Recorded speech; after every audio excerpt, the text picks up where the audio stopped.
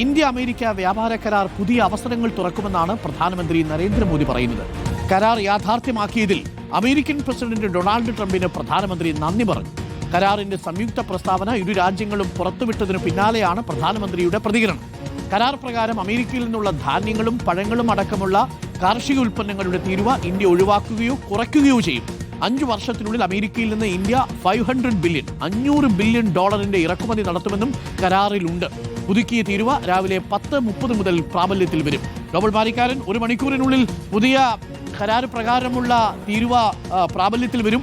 50% 18%. പക്ഷേ ഭംഗ്യന്തരേണ മറച്ചുവെക്കുന്നത് ഈ തീരുവ യുദ്ധം ഉണ്ടാവുന്നതിന് മുമ്പുണ്ടായിരുന്ന 5%-വും 15% എന്നുള്ളത് മാറിയാണ് 18% ആകുന്നത്. നമ്മളുടെ വിപണി അവർക്ക് പൂർണ്ണമായും തുറന്നു കൊടുക്കുന്ന സാഹചര്യവുമുണ്ട് എന്നുള്ളതാണ്. ഈ പ്രതിഷേധങ്ങൾക്കിടയിലും പ്രധാനമന്ത്രി കരാറിനെ പുകഴ്ത്തുകയാണോ നോബൽ?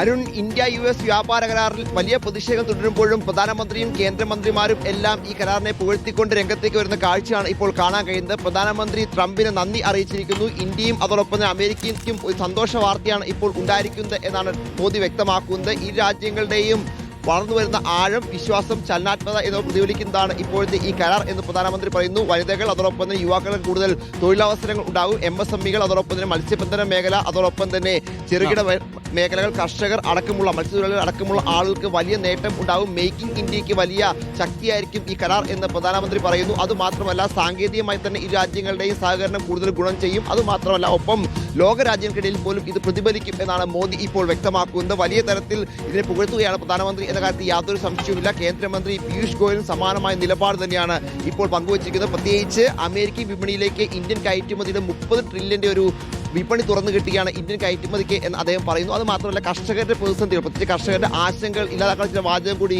പീയൂഷ് ഗോയൽ പറയുന്നുണ്ട്. അത് പ്രധാനമായും പറയുന്നത് ചോളം, ഗോതമ്പ്, അരി, സോയ, കോഴി, പാൽ, അതോടൊപ്പം തന്നെ പാൽ ഉൽപ്പന്നങ്ങൾ, പുകയില, എത്തനോൾ, മാംസം, പച്ചക്കറി മുതലായ വസ്തുക്കളുടെ അല്ലെങ്കിൽ ഭക്ഷണപദാർത്ഥങ്ങളുടെ കാര്യങ്ങൾ സംരക്ഷിച്ചുകൊണ്ട് ക്ഷീരകർഷകരെയും ഒപ്പം ഗ്രാമീണ ജനതയെ സംരക്ഷിച്ചുകൊണ്ടാണ് ഇങ്ങനെ കരാർ നടപ്പാക്കിയത് എന്നാണ് പീയൂഷ് ഗോയൽ വ്യക്തമാക്കുന്നത്. പക്ഷേ പ്രതിപക്ഷം അടക്കമുള്ള പാർട്ടികൾ, കോൺഗ്രസ് അടക്കമുള്ള പാർട്ടികൾ ഇപ്പോഴും ഇതിൽ സംശയങ്ങളും വിമർശനവും ഒക്കെ തുടരുന്ന സാഹചര്യമുണ്ട്. എന്നാണെങ്കിലും ഈ കരാറുമായി ബന്ധപ്പെട്ട തീരുവ 18% തീരുവ ഇന്ന് 10:30 മുതൽ പ്രാബല്യത്തിൽ വരികയാണ് എന്നാണ് നമുക്ക് അറിയാൻ കഴിയുന്നത്. നേരത്തെ അത് സൂചിപ്പിച്ച പോലെ 5% ഒക്കെ ഉണ്ടായിരുന്ന തീരുവയിൽ നിന്ന് മാറിയാണ് ഈ 18% വന്നത് എന്നത് വലിയ എടുത്തു പറയേണ്ട ഒരു കാര്യമാണ്. എന്താണെങ്കിലും അത്തരത്തിലുള്ള കാര്യങ്ങൾ മറച്ചു വെച്ചുകൊണ്ടാണ് ഇപ്പോൾ 18 എന്ന വലിയ അത്തരത്തിലുള്ള 18% തീരുവ എന്ന കാര്യം വലിയ രീതിയിൽ കൊട്ടിഘോഷിച്ച നടപടി കേന്ദ്ര സർക്കാരിന്റെ അടക്കം ഭാഗത്ത് ഉണ്ടാവുകയും ചെയ്യുന്നത്. നിലവിൽ ഈ റഷ്യൻ എണ്ണ മേടിക്കുന്നതുമായി ബന്ധപ്പെട്ട് ഇന്ത്യക്ക് മേൽ ചുമത്തിയ 25%, പിന്നീട് ചുമത്തിയ 25%, അങ്ങനെ 50% തീരുവ മാത്രമാണ് 18 കുറഞ്ഞത്. പക്ഷേ നേരത്തെ ഉണ്ടായിരുന്ന 5% തീരുവയൊക്കെ മാറിയാണ്